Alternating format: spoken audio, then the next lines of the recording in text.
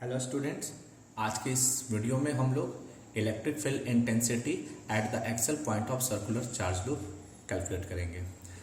तो एक मैंने चार्ज लूप सर्कुलर लूप जो है मैंने मान लिया, कंसीडर कर लिया कि ये सर्कुलर लूप है। अब ये लूप को ऐसे तो लूप इस फॉर्म में सर्कुलर एग्जिस्ट करता है, लेकिन मैंने इसको इस फॉर्म में ऐसे रखा तो इस तरह का शेप हमें यहाँ प्राप्त होगा।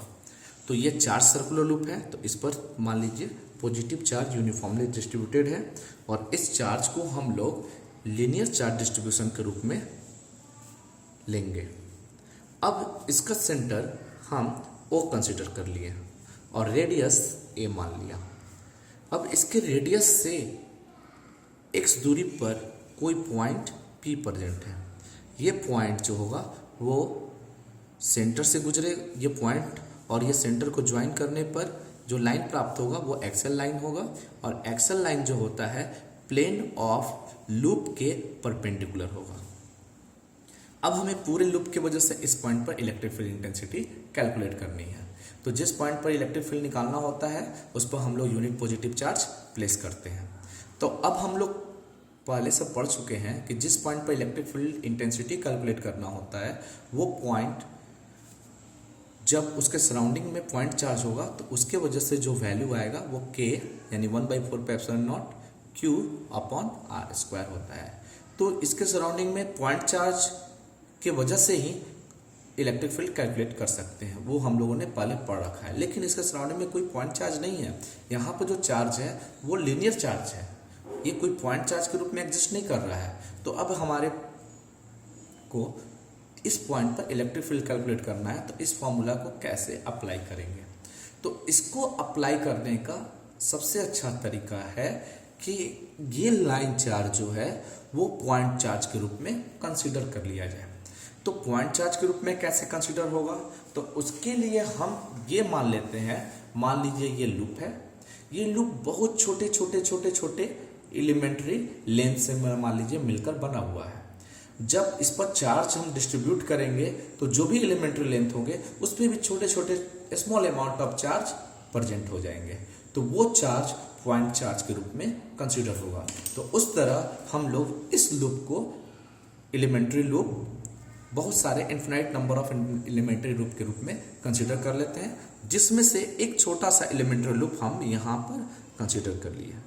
तो सबसे पहले इसका लेंथ ले लेते हैं। तो लेंथ ऑफ सर्कुलर लूप जो आएगा उसका तो length of circular loop L is equal to 2πa हो गया। यहाँ पर मैंने एलिमेंट्री लेंथ मान लीजिए पॉइंट पर, बहुत छोटा सा पॉइंट पर A पॉइंट कंसीडर कर लिया। इस पर एलिमेंट्री लेंथ पूरे लेंथ का छोटा सा पार्ट है तो वो dl हो गया। अगर इस पर चार्ज q होगा तो इस पर चार्ज dq होगा।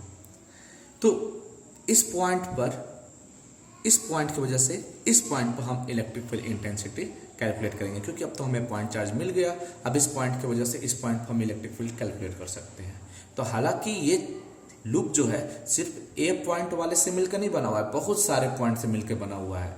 तो हम लोग को हर एक पॉइंट की वजह से यहाँ इलेक्ट्रिक फील्ड कैलकुलेट करना होगा।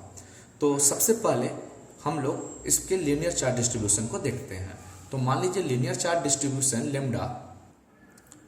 लेमडा है और लेमडा इज इक्वल टू होगा linear charge density Q upon L की वैल्यू 2π यानी Q अपॉन 2πr प्लेस कर देंगे। अब यहाँ पर हम लोग इस छोटे से पार्ट पर अमाउंट ऑफ चार्ज निकालते हैं यहाँ पर कि यहाँ पर एलिमेंट्री पार्ट पर चार्ज क्या है। Then amount of small charge present on the elementary length of the loop dl, we can write lambda is equal to dq upon dl। So dq is equal to lambda into dl, क्योंकि हम लोग पढ़ चुके हैं elementary charge के लिए lambda dq/dl होता है। तो dq is equal to lambda को dl से मल्टीप्लाई करेंगे। लेमडा का वैल्यू आ चुका है q अपॉन 2πa और ये रिजल्ट हो गया dl के। तो यहाँ पर q upon 2πa into dl, ये हो गया आपको dq का रिजल्ट। अब हम लोग dq प्राप्त करने के बाद अब हम लोग electric field intensity P point पर प्राप्त करते हैं। तो इसके लिए हमको लाइन ज्वाइनिंग करना होगा पॉइंट A से पॉइंट P को। जब हम पॉइंट ए से पी को ज्वाइन करते हैं तो अब ये पॉजिटिव चार्ज है, इस पॉइंट पर इलेक्ट्रिक फील्ड दिखाना है, तो जिस पॉइंट पर इलेक्ट्रिक फील्ड निकालना होता है उस पर यूनिट पॉजिटिव चार्ज रखते हैं और उस पॉइंट पर इलेक्ट्रिक फील्ड का जो डायरेक्शन होता है वो इसी लाइन के अवे रेडियली आउटवर्ड होगा। तो ये इलेक्ट्रिक फील्ड सपोज कर लिए E1 हो गया। तो अब ये इलेक्ट्रिक फील्ड E1 को ना मानकर हम DE1 कंसीडर करते हैं, इसलिए क्योंकि ये एलिमेंट्री चार्ज है और एलिमेंट्री चार्ज की वजह से small amount of electric field rise होगा, तो ये DE हो गया। अब इस एंगल को हम थीटा कंसीडर कर लेते हैं। जब इस एंगल को थीटा कंसीडर करेंगे तो अब OP लाइन को आगे की ओर प्रोड्यूस करेंगे तो वर्टिकली अपोजिट एंगल से ये भी एंगल थीटा प्राप्त होगा। तो वैसी स्थिति में D का जो होगा एक component DE1 cos theta OP के अलॉन्ग लाइज करेगा और DE1 sin थीटा OP के परपेंडिकुलर लाइज करेगा।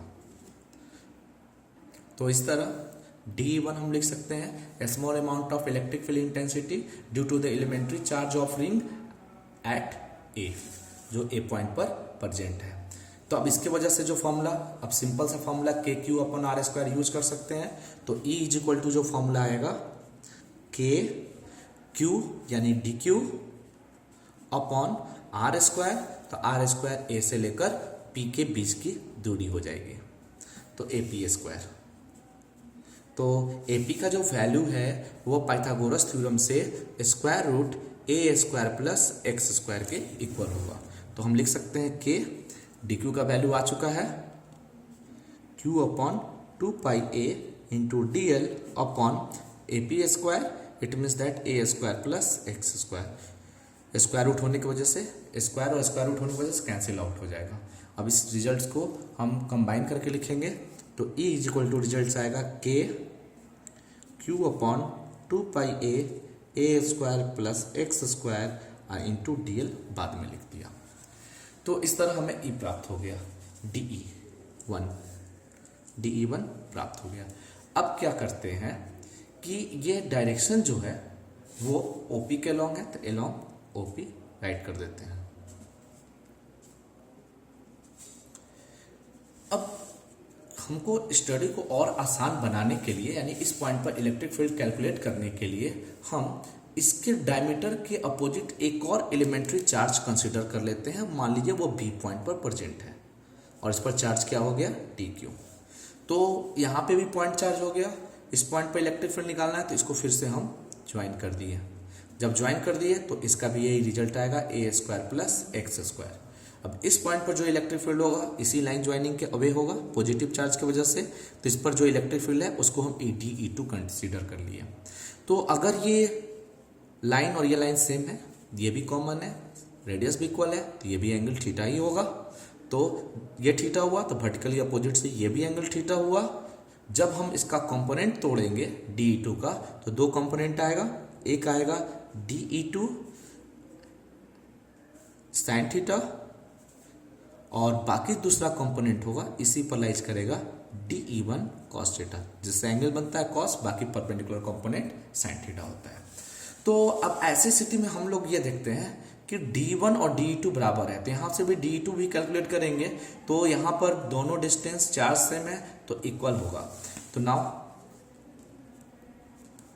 DE2 is equal to small amount of electric field intensity due to elementary charge at of ring at A। तो जो result आएगा KQ upon 2πA A² plus x² into DL और इसका भी direction along OP होगा। तो इस तरह हम लोग लिख सकते हैं since D1 is equal to DE2, यानी DE1 और DE2 क्या हो गया, एक दूसरे के इक्वल हो गया। तो जब D1 और DE2 इक्वल हो गया, यहाँ पर देखिए D1 और DE2 इक्वल हो गया और ये दोनों कंपोनेंट एक दूसरे के अपोजिट हैं, मैग्नीट्यूड इक्वल है, तो ये कैंसिल आउट हो जाएगा और जो भी कंपोनेंट होंगे D1 cos theta, DE2 cos theta सब इसी पर लाइज करेगा। तो अब जितने भी कंपोनेंट हैं सब इसी पर लाइज करेंगे। कैसे, वो देखिए, जैसे मैंने एक डायमीटर वाला दो अपोजिट पॉइंट का जब हम इलेक्ट्रिक फील्ड इंटेंसिटी कैलकुलेट किया तो इसका जो हॉरिजॉन्टल कंपोनेंट है सेम डायरेक्शन में आ गया, वर्टिकल कंपोनेंट कैंसिल आउट हो गया। अगर किसी दूसरे पॉइंट की वजह से कंसीडर करेंगे, बहुत सारे डायमीटर इन्फिनाइट नंबर पर होंगे, सारे डायमीटर का दो अपोजिट पॉइंट का जो इलेक्ट्रिक फील्ड निकालेंगे सबका वर्टिकल कंपोनेंट कैंसिल आउट होगा, सब इसी डायरेक्शन में आकर एक्यूमुलेट होता चला जाएगा, सब इसी डायरेक्शन में लाइज करेगा। तो वैसी स्थिति में जो इलेक्ट्रिक फील्ड निकालेंगे तो d1 cos theta, d2 cos theta, d3 cos theta, सब वैल्यू सबको सम कर देंगे और वही इलेक्ट्रिक जितना सम होगा इस पॉइंट P पर इलेक्ट्रिक फील्ड को रिप्रेजेंट करेगा। तो इस तरह लिख सकते हैं net electric field intensity at point P due to the charge circular ring E is equal to d1 cos theta plus d2 cos theta plus d3 cos theta plus dot dot dot dot to infinite terms। अब here सारे results equal हैं तो d1 d2 सबका diameter और charge, elementary charge सब equal होंगे, distance equal होंगे, तो ये रिजल्ट्स भी इक्वल होंगे, एंगल भी इक्वल होंगे, सारे रिजल्ट्स इक्वल होंगे। तो हम लोग नेट इलेक्ट्रिक फील्ड इंटेंसिटी अब कैसे ले सकते हैं? सो E इज इक्वल टू, अब इस टर्म को इंटीग्रेशन के फॉर्म में लिख सकते हैं। तो किसी एक टर्म d1 cos थीटा सबका सम इंटीग्रेशन के फॉर्म को रिप्रेजेंट करता है। अब इसका लिमिट लेंगे तो लिमिट कहाँ से कहाँ तक एग्जिस्ट करता है इसको फिगर के रूप में देखेंगे। तो इस फिगर में सबसे छोटा चार्ज 0 होगा, लेंथ इसका 0 होगा, तो 0 वाले लेंथ पर चार्ज प्रेजेंट होगा और वही चार्ज डिस्ट्रीब्यूट हो रहा है पूरे लेंथ पर। तो इसका इंटीग्रेशन 0 लेंथ से लेकर पूरा सरकमफ्रेंस तक लाइज करेगा। तो वो सरकमफ्रेंस कितना हो जाएगा 2πa तक। इसका मतलब 0 से 2πa तक इंटीग्रेट करेंगे, lower limit 0, upper limit 2πa। तो इस टर्म को 0 से 2πa तक इंटीग्रेट कर देंगे, वैल्यू प्लेस कर देते हैं। तो d1 का जो वैल्यू आया है, इस तरह हमने d1 का वैल्यू जो पीछे आया हुआ था वो हमने प्लेस कर दिया और cos थीटा रह गया। तो इसमें dl को छोड़कर जितने भी टर्म है सारे टर्म कांस्टेंट है, तो सारे टर्म को इंटीग्रेशन से बाहर कांस्टेंट के रूप में निकाल सकते हैं और हम लोग dl का इंटीग्रेशन लेंगे। अभी हमने रिजल्ट को कांस्टेंट निकाल लिया cos थीटा को छोड़कर। अब cos थीटा का जो वैल्यू होगा वह फिगर के आधार इस ट्रायंगल से कैलकुलेट हो सकता है। तो cos theta equal to base x upon hypotenuse under root a square plus x square. तो x upon under root a square plus x square, cos theta के वैल्यू को पीछे प्लेस करेंगे और ये cos थीटा भी कांस्टेंट है, ये भी वैल्यू कांस्टेंट है, दोनों रेशियो। तो cos थीटा भी, तो उसको भी हम इंटीग्रेशन से बाहर लिख सकते हैं।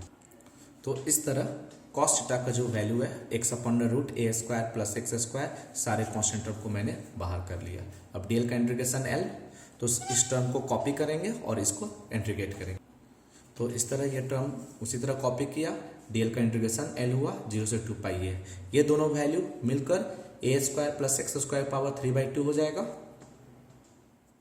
तो उस तरह मैंने 3/2 लिख दिया और बाकी जब इसके अपर और लोअर लिमिट को रखेंगे तो ये वैल्यू 2πa बचेगा।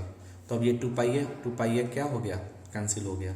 तो इस तरह हमारा जो रिजल्ट बचा, k का वैल्यू हम लिख सकते हैं 1/4πε0 q x upon x square plus a square के पावर 3/2। ये हमारा रिजल्ट आया और डायरेक्शन हुआ अलोंग OP। इस तरह चार्ज सर्कुलर रिंग के एक्सल पॉइंट पर हमने इलेक्ट्रिक फील्ड इंटेंसिटी कैलकुलेट कर लिया। तो इस तरह हम प्राप्त कर लिए कि जो इलेक्ट्रिक फील्ड इंटेंसिटी होता है वह चार्ज और एक्सल पॉइंट के दूरी पर और रेडियस पर डिपेंड करता है। तो इसमें कुछ स्पेशल केस को भी हम स्टडी कर सकते हैं। यदि P पॉइंट जो है सर्कुलर लूप के सेंटर पर प्रेजेंट हो, तो जैसा ये फिगर में देख सकते हैं कि ये P पॉइंट अगर सेंटर पर आ गया तो ये x की दूरी 0 हो जाएगी, यानी x का वैल्यू 0 हो गया। अब 0 होने से इलेक्ट्रिक फील्ड भी क्या हो गया, 0 हो जाए। x की वैल्यू मैंने 0 रखा तो इलेक्ट्रिक फील्ड इंटेंसिटी भी 0 प्राप्त हो गया। अब नेक्स्ट केस देखते हैं। नेक्स्ट केस है क्या कि जो एक्सल पॉइंट है वो बहुत ज़्यादा दूर प्रेजेंट है और इतना दूर प्रेजेंट है कि रेडियस उसका उस डिस्टेंस से बहुत ही स्मॉल हो, यानी कि x is much greater than a। तो जब x बहुत बड़ा हो जाएगा a से, तो इसका मतलब a का जो वैल्यू है वो 0 के करीब हो जाएगा।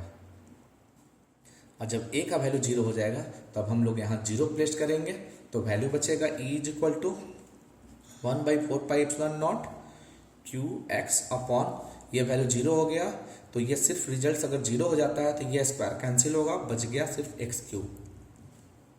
तो रिजल्ट हमारा सिर्फ 1/4πε0 Q अपॉन एक्स स्क्वायर के रूप में प्रेजेंट होता है। तो ये हमारा वैल्यू जब ये डिस्टेंस x शो हो गया, रेडियस से बहुत बड़ा होगा, तब कैलकुलेट हो गया। तो इस तरह हम लोगों ने electric field intensity at the axial point of charge circular loop calculate करना सीखा, 2 केस के साथ, एक सेंटर पर और एक सर्कुलर लूप के सेंटर से बहुत काफ़ी दूर पर।